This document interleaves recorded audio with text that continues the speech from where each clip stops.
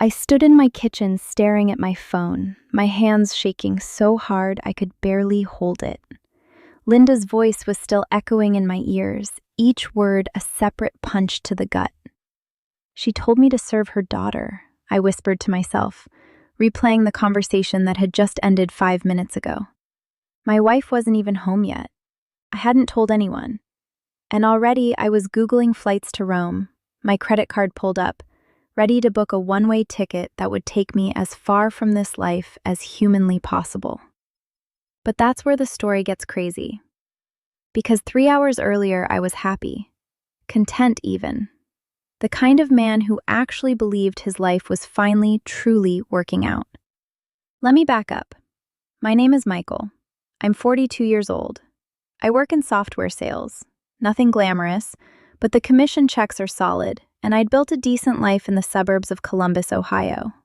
A 3-bedroom colonial with white shutters, a 2-car garage, a 401k that wasn't embarrassing, and most importantly, a wife I actually loved. Her name is Jennifer, and we've been married for 8 years. No kids. We tried for a couple of years, then decided it just wasn't happening, and honestly, we'd made peace with it pretty quickly. Jennifer's a pediatric nurse, works long shifts at Riverside Medical Center. She's the kind of woman who comes home exhausted, but still asks about your day, still cares, still wants to know what you're thinking. We weren't the kind of couple that had date nights every Friday or took Instagram photos of our vacations. We were quieter than that. We'd sit on the back porch with a bottle of wine on Saturday evenings, talk about work drama, complain about her sister's HOA fines, laugh at stupid things. It felt real. It felt like the thing people spend their whole lives searching for, but most never find. My mom, Linda, had moved to Columbus 5 years ago after my dad passed. She'd wanted to be near family. Jennifer had been thrilled about it, genuinely thrilled. My mom is a widow, and Jennifer has this generous heart that makes her want to take care of people. She'd insisted Mom come over for Sunday dinners, had helped her navigate the estate stuff, had even dragged her to yoga classes to get her out of the house and making friends. I loved them both. I loved watching them together. My mom would light up when Jennifer came in the room. She'd say things like, "That Jennifer is a saint, Michael. You better treat her right." And I did. Or I thought I did. The house felt full in a way it hadn't when it was just the two of us. My mom brought this energy. She'd reorganize the kitchen, bake things, tell long stories about my childhood that made Jennifer laugh until she cried. It was perfect, actually. This little family unit that felt both solid and alive. Last Sunday, October 17th, we'd had the Hendersons over for dinner. Mark and Carol, our neighbors. They're nice enough people, though Jennifer's always been closer with Carol.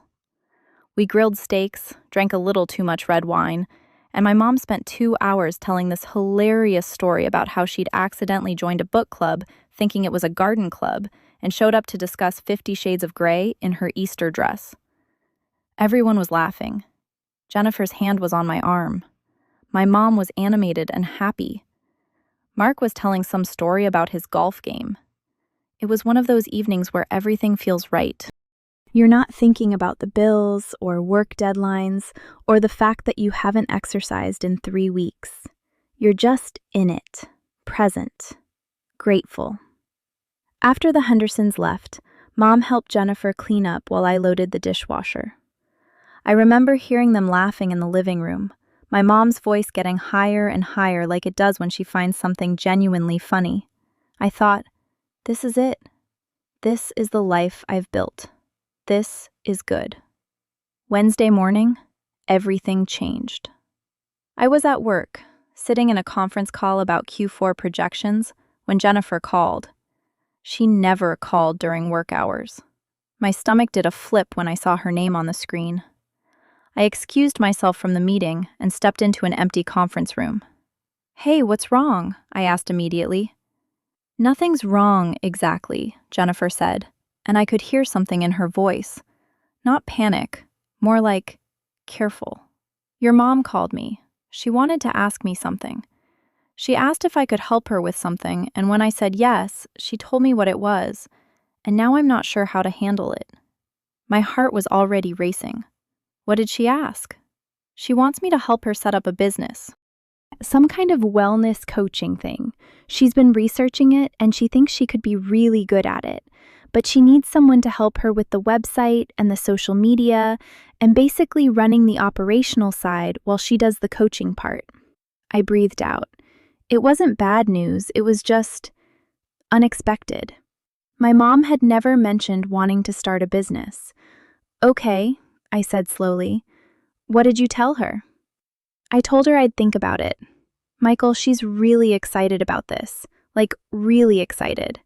I haven't heard her sound like this since, I don't know, since before your dad died. But she was also very specific about something. She said she wanted you to be the one to help financially. She wants to use your money to fund it. There it was, the thing that made my neck tight. What do you mean, my money? We have a budget for savings. She said she didn't want to ask you directly because she didn't want to put you in an awkward position. She wanted to ask me to convince you, I guess, or to help her convince you. I sat down on the edge of the table in the conference room. Through the glass walls, I could see my colleagues going about their meeting, oblivious. How much are we talking about? I asked. She didn't say exactly, but she mentioned needing about $15,000 to get started. Website design, business license, marketing materials, 3 months of working without income. $15,000. I had the money. We had savings. Our credit score was good. We paid our bills on time. We'd been responsible. But $15,000 was still a lot of money. It was a chunk of our emergency fund. It was the difference between comfortable and slightly nervous about unexpected expenses. What did you say? I asked Jennifer. I said I needed to talk to you first, that it wasn't my money to promise. Michael, I don't want to speak out of turn here, but your mom, she sounded almost desperate, like this thing means a lot to her. And I know she's been struggling since your dad. Maybe this is good for her? I loved my wife for that, for her empathy, for always trying to see the best in people, even when it cost her something. I'll talk to her, I said, tonight. But I didn't talk to her that night. I came home, Jennifer made pasta, and Mom was there. She'd been there since afternoon, helping Jennifer prep, and the moment didn't feel right. She seemed normal, happy. She didn't act like someone who was waiting anxiously for an answer about $15,000. That's when I should have asked questions. That's when I should have sat down and had a direct conversation. But I didn't. Instead, I let it sit. I told myself I'd handle it later, that there was no rush, that Mom wouldn't have asked if it wasn't important, but also that it wasn't urgent in the crisis sense. I was wrong on both counts. By Thursday, Mom had shifted strategies. She started asking Jennifer about the business idea when I was around, casually, like she was just thinking out loud. Don't you think people need more wellness coaching, especially women our age? Or, I've been getting so many compliments on how good I look since I started that new routine. Maybe other people want that guidance. It was smart. She was building a case. By Friday afternoon, when I came home from work, Jennifer was already on Mom's side. Not aggressively, but noticeably. She'd researched wellness coaching as a business model. She'd looked up website costs. She'd even mentioned that one of her coworkers had started a similar thing and was making good money. I think it could really work, she said. And I heard something underneath the words. Not pressure, exactly, but something close to it. An expectation that I'd do the right thing, the generous thing, the thing that showed I loved my family. I felt the first real jolt of irritation. Not at Jennifer, never at Jennifer, but at the whole situation. At being maneuvered, at having my money I'd earned, money I was responsible for, suddenly become part of a plan I hadn't agreed to. But I didn't say any of that. Instead, I said, let me think about it. And that's when things really started to unravel. Saturday morning, I woke up to find Jennifer already up and dressed. She was in the kitchen with my mom, and they both looked guilty when I walked in, like they'd been talking about me. What's going on? I asked. Nothing, Jennifer said too quickly. "We're just making pancakes." But something had shifted. I could feel it in the air, in the way they exchanged glances, in the way the conversation became very bright and very normal the moment I entered the room. That's when I knew this wasn't just about Mom's business idea anymore. This was about something else entirely, and I was about to find out just how wrong I'd been about everything. I sat there at the kitchen table, watching them exchange glances like I was a child who couldn't see what was happening right in front of his face. Jennifer set down a plate of pancakes in front of me, but her hands weren't steady. My mom suddenly became very interested in her orange juice. "Okay," I said slowly. "One of you needs to tell me what's going on. Right now." Jennifer sat down across from me. My mom stayed standing, busying herself with wiping down the counter, a counter that was already clean. "Michael," Jennifer started, and I heard that careful tone again, the one she used when she had to deliver bad news at the hospital. "Your mom and I had a longer conversation yesterday, after you went to bed." My stomach tightened. I didn't like the sound of that. "She told me more about the business idea," Jennifer continued, "and also about some other things she wanted my input on before talking to you." I looked at my mom. She still wouldn't meet my eyes. "What other things?" I asked. Linda finally turned around. She was holding the dish towel like it was a life raft. "I was getting to that. I wanted to ask you first, but Jennifer, I thought maybe it would be easier if I explained to her." "Easier how? Just tell me." My mom sat down slowly, like the chair might break under her. "I want to start the business, the wellness coaching, but I also want to use it as a platform for something bigger. I want to help people, women especially, learn how to be better wives and mothers, better at managing their households, better at understanding their roles." I stared at her. "What does that mean, understanding their roles?" "It means," my mom said, and now there was something defensive creeping into her voice, "that a lot of women have lost sight of what's important. They've gotten caught up in careers and independence, and they've forgotten that the real purpose of a woman is to support her family, to make her home a sanctuary, to—" "Wait," I held up my hand. "Is this about Jennifer? About her job?" "It's about a lot of things," Linda said. "But yes, partly. Jennifer, you're a wonderful woman. You know I love you. But you're working 60-hour weeks at that hospital. And when are you really present in this home? When are you focusing on Michael's needs? On making sure he feels supported and cared for?" I felt Jennifer go still next to me. I reached over and put my hand on her arm. "Jennifer's job is important," I said carefully, "and she's a great wife. She doesn't need to—" "Let me finish," my mom interrupted. "I want to help women understand that they can have careers, but they need to prioritize their families. And specifically, they need to understand that their daughters need guidance on how to be good wives, how to serve their husbands, how to make sure that the men in their lives feel valued and important." The words hung in the air between us like something toxic. "Serve their husbands," I repeated slowly. "Yes," Linda said, and she actually sounded proud. "And I think Jennifer could help me with this. She's young, she's married, she understands—" "I understand that I'm sitting in my own kitchen listening to my mother-in-law tell me I should stop being a pediatric nurse so I can focus on making my husband feel valued," Jennifer said quietly. Her hand was shaking under mine. "That's not what I'm saying," Linda started, but Jennifer stood up. "It's exactly what you're saying. You're saying my job is the problem. You're saying I'm not being a good wife because I'm not here enough. You're saying—" Jennifer's voice cracked. "You're saying I need to serve Michael, like I'm not his partner, like I'm supposed to be his servant." I stood up too. "Mom, It's not about that," Linda said, her voice rising now. "It's about balance. It's about understanding that men need to feel like they're the priority, that their work is the priority, that they come home to a wife who has made them the center of her universe. That's insane, I said flatly. It's traditional values, my mom shot back.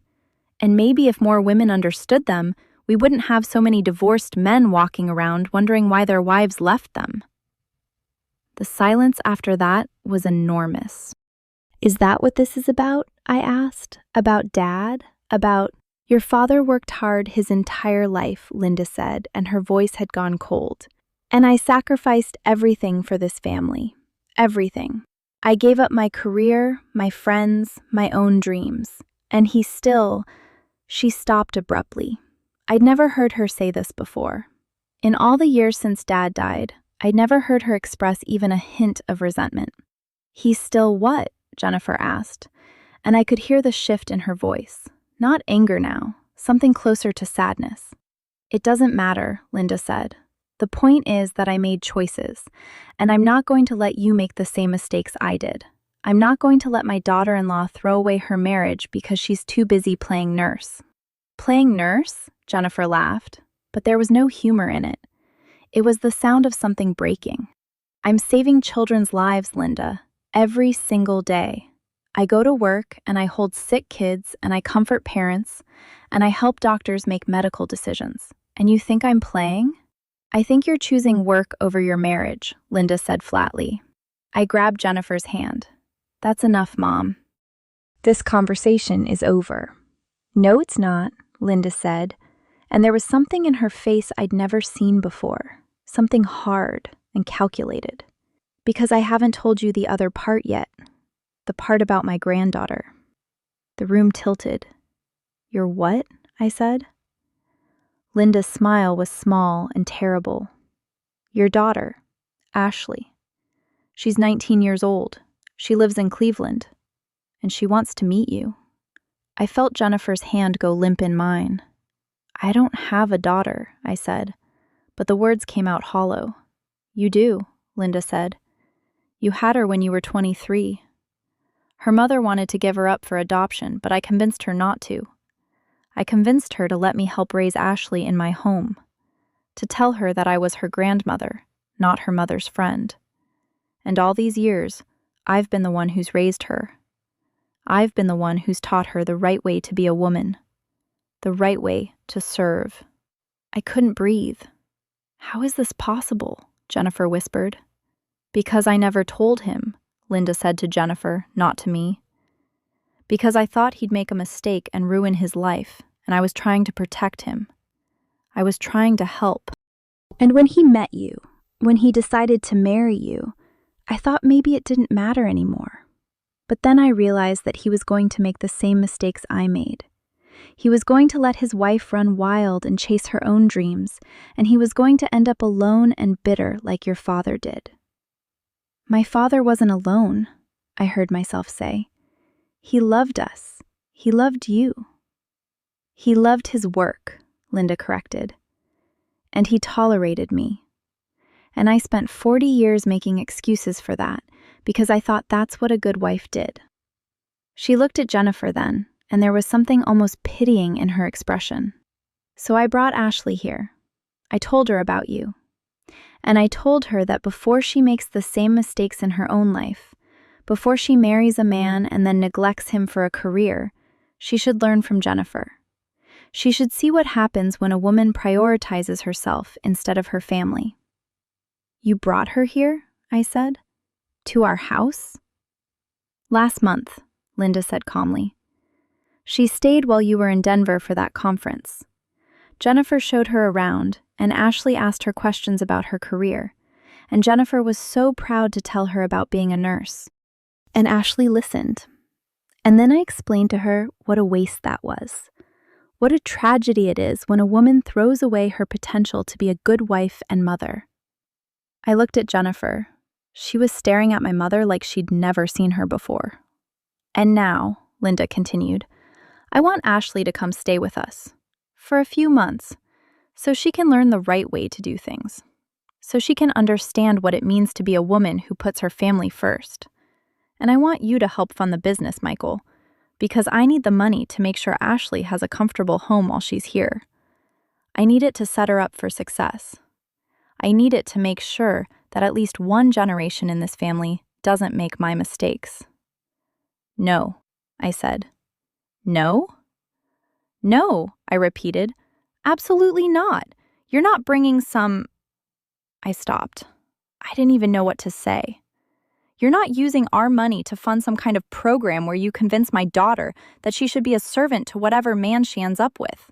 It's not a program, Linda said coldly. It's wisdom. It's the kind of wisdom that your generation has lost. The kind that makes families stable. Our family isn't stable, Jennifer said quietly. Not anymore. Not after this. I looked at her.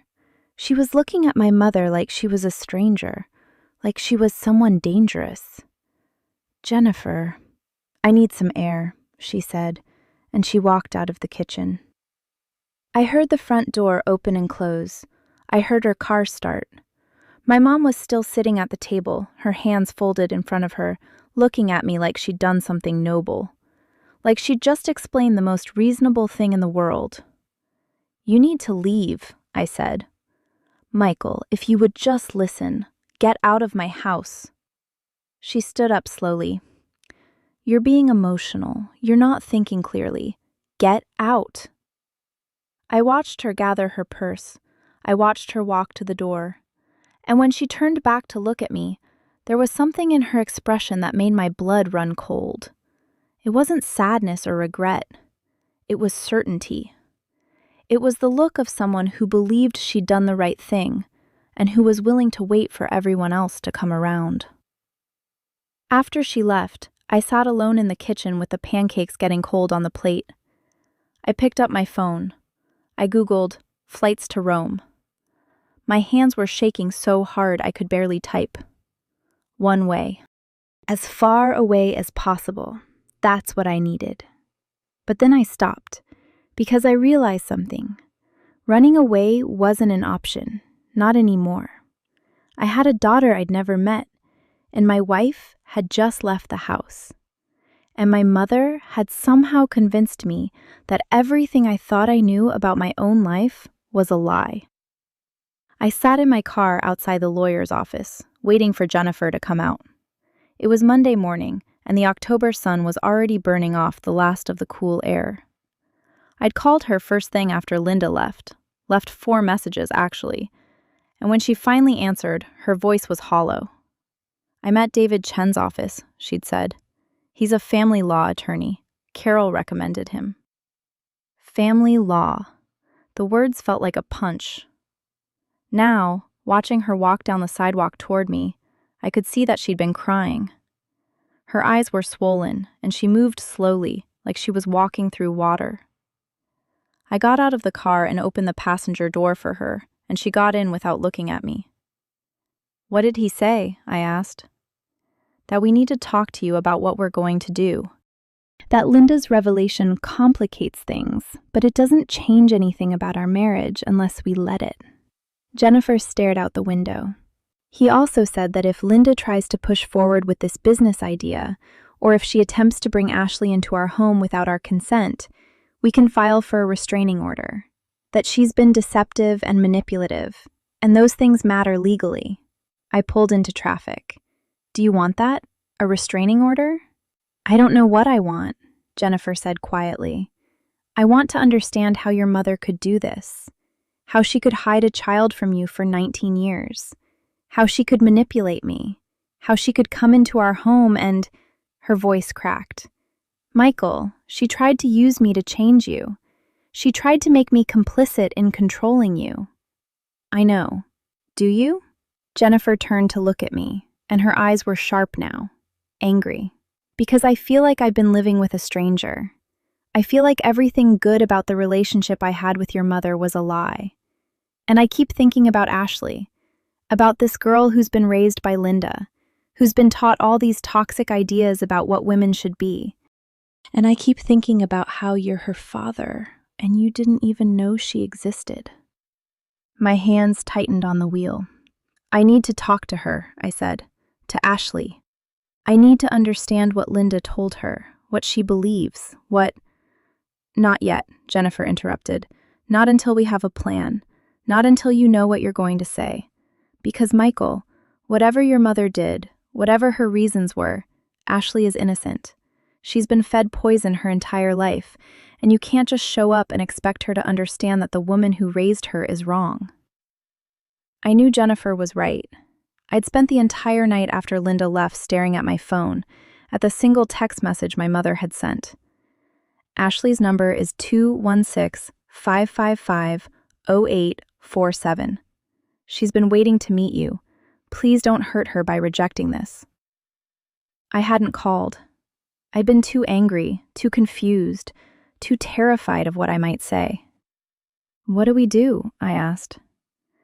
We get a family therapist, Jennifer said firmly. Someone who specializes in family trauma and deception. We go together. And then, when we're ready, you reach out to Ashley with a therapist's guidance. You tell her the truth about what your mother did and what your mother believed. And you hope, you really hope, that she's capable of hearing it. I pulled into our driveway. Our house looked the same as it always had. The white shutters, the garage, the little garden Jennifer had started planting in the spring. It looked peaceful. It looked like a lie. There's something else, Jennifer said as I turned off the engine. I need you to call your mother. I need you to tell her that she's not welcome here anymore. Not in this house, not in my life. And if she tries to contact me or pressure me in any way, we'll take David's advice and file the restraining order. I nodded slowly. Okay. And Michael? Jennifer reached over and put her hand on my arm. I need to know that you're on my side, that you're not going to let guilt or obligation to your mother make you weak. Because I love you, but I can't stay in this marriage if I'm fighting you and her at the same time. I'm on your side, I said, and I meant it. I'm completely on your side. I called my mother that afternoon. She picked up on the second ring, like she'd been waiting. Michael, I'm so glad you called. I know you're upset, but if you just listen... No, I said flatly. I'm not going to listen. You're done. You're done here, you're done with Jennifer, and you're done trying to manipulate me. There was a pause. I was trying to help you. You were trying to control me. There's a difference. I felt my jaw clench. You lied to me for 19 years about having a daughter. You brought her into our home without our knowledge or consent. You tried to poison my wife against her own career. You tried to convince her that she needed to be a servant instead of a partner. And you did all of it with this smile on your face, acting like you were doing something noble. Michael, I understand you're angry. You don't get to understand anything. I cut her off. You get to listen. You are not welcome in my house anymore. You are not welcome in my life. And if you try to contact Jennifer or pressure her in any way, we will file a restraining order. That's ridiculous. I'm your mother. Exactly, I said. You're my mother and you betrayed me. So here's what's going to happen. You're going to leave me alone. You're going to leave Jennifer alone. And you're not going to bring Ashley near this house without our explicit permission and without professional mediation. Ashley wants to meet you, Linda said, and there was something almost pleading in her voice now. She's been asking about you since I told her. She wants to know her father. Then maybe you should have thought about that before you decided to hide her from me for nearly 2 decades, I said. And maybe you should ask yourself why you really did that. Was it about protecting me? Or was it about control? Was it about making sure that you had something to hold over my head? That you had a secret you could use whenever you needed leverage? The silence on the other end was deafening. I want to help Ashley, I continued. I want to get to know her. But I'm going to do it the right way. I'm going to do it with a therapist. I'm going to do it so that she can understand the truth about what you've been teaching her. And maybe, if she's willing, we can build something real. But not because you orchestrated it. And not while you're still in the picture. I'm still her mother, Linda said quietly. No, I said. You're her grandmother, and you've already done enough damage. I hung up before she could respond. 3 weeks later, Jennifer and I had seen Dr. Patricia Reeves, a family therapist who specialized in deception and trauma, 4 times. In that 4th session, Dr. Reeves looked at me and said, I think you're ready to contact Ashley. But I want to be clear, she's going to be defensive. She's been taught her entire life that her grandmother is right about how the world works. When you tell her that Linda lied, she's going to feel like the ground beneath her is shifting. What do I say? I asked. The truth, Dr. Reeves said. You tell her that you didn't know about her. You tell her that her grandmother made a choice without your consent. And you tell her that you want to build a relationship with her, but only if she's willing to question some of the things she's been taught. I called Ashley on a Thursday evening. Jennifer sat next to me on the couch, her hand in mine. The phone rang 3 times before she picked up. Hello? Her voice was young, uncertain. Hi, Ashley. This is Michael, your father. The words felt strange in my mouth, like I was speaking a language I'd never learned. Oh my God. Hi. There was a pause. Grandma said you'd call. She said you'd be angry at first, but that you'd understand eventually. She said you'd see that she was trying to help you. Ashley, I need to tell you some things about your grandmother, and I need you to listen with an open mind, even though it's going to be hard. Over the next hour, I told her everything. I told her that I hadn't known she existed. I told her that Linda had made that choice without my knowledge or consent. I told her about the business idea, about the things Linda had said to Jennifer, about the beliefs she'd been trying to push on all of us. Ashley listened quietly. When I finished, she said, Grandma told me a different story. I know, I said, but my version is the truth, and I think, if you're willing, we should talk to a therapist together, someone who can help us sort through all of this. I don't know if I believe you, Ashley said, and there was anger in her voice. Grandma's been nothing but kind to me. She's raised me. She's taken care of me. I know, I said, and I'm not saying she doesn't love you. But love and truth aren't always the same thing. And I think she's been teaching you some ideas about women and men and relationships that aren't healthy. Like what? Ashley challenged. Like the idea that women should serve men, that your career doesn't matter as much as your husband's, that your role is to make someone else feel important instead of building a life for yourself. That's not what she taught me, Ashley said. She taught me that I should be thoughtful about my choices, that I should consider how my decisions affect the people I love. Those aren't the same thing, I said gently, and I think you know that, even if you don't want to admit it. There was a long silence. Then Ashley said, Can I think about it? About the therapy? Of course, I said. But Ashley, I want you to know that I'm your father, and I'm not going anywhere. Whatever you decide, whatever you believe, I'm going to be here. She agreed to meet with me and Dr. Reeves the following week, and when she showed up at the office, a thin girl with dark hair and my father's eyes, I understood something that had been hidden from me for 19 years. I understood what I'd missed. The first day of school, the soccer games, the teenage heartbreaks, the college decisions, all of it gone, erased by one woman's conviction that she knew better. But there was something else too. There was a possibility.